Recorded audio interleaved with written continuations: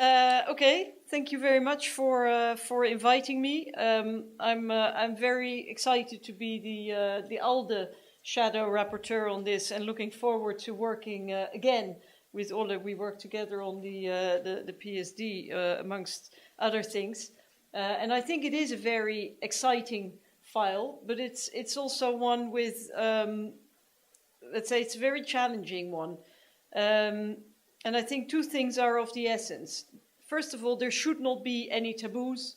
And secondly, I fully agree with Ole Ludvigsson. This is not the right time for a wait and see approach. Because if we wait and see, I'm pretty sure that we will be taken over by events.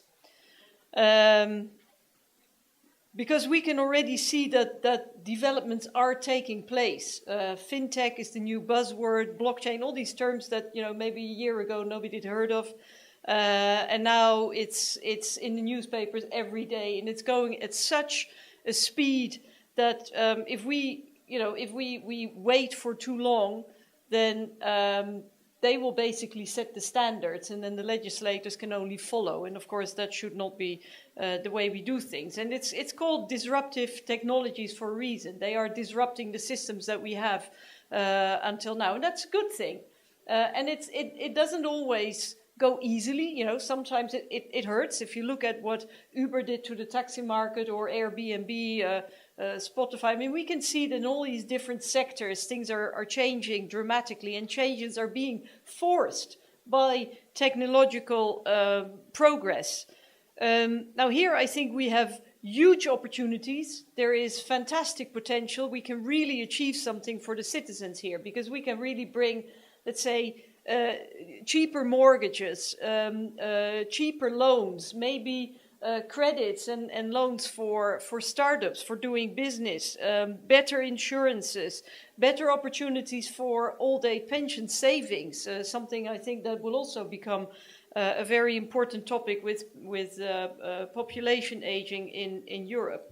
Ola already said we need, there are a lot of technological challenges to questions like identification and authentication, but quite frankly, I'm very confident that these problems can be solved. Now, I'm a technological nitwit, so maybe I have unjustified confidence in technology. But if you see the speed at which technology is developing, then I don't think the technological challenges are the biggest ones. The biggest challenges here are the political ones. And as far as I'm concerned, they will probably lie mainly with the member states. And I have witnessed in the last couple of years that we're all going through, or Europe is going through, very difficult times. But everybody says, even the biggest Eurosceptic will say, but the internal market and free trade and business, the economy, that is something that we all agree on. We don't want Europe to be a political union, but it should be a single market. But then if I see the actual attitude of the member states in many files that concern the internal market, then they're only paying lip service to the internal market. If I look at the debate on MIFS and PSD here, man, I mean, we got to a point in the trilogues where I thought, well, let's just, throw the towel, because we'll end up with something which is even more complicated than an internal market with 28 national markets. So really here, I think we should oblige the member states to show their true colors. Do they really seriously want Europe to be not only a single market, but really, let's say, the hub of fintech, and retail financial products? Or do we accept that companies are going to leave Europe and going to target the European market from the outside? That is really the question on the table. All the other technical issues, I'm confident, can be solved. So this, for me, is the big challenge. I mean, can we really force the member states to show in this file that they're serious about European integration and the internal market, yes or no? Because if we cannot get this one together, then the other challenges we can certainly not handle. And one final remark about the European Parliament and the European Commission. I will certainly hope that the European Parliament position that we will adopt will be a very ambitious one, because, as I said, I already assume that the member states are going to be less ambitious, so we will definitely lose something in, well, future trilogues.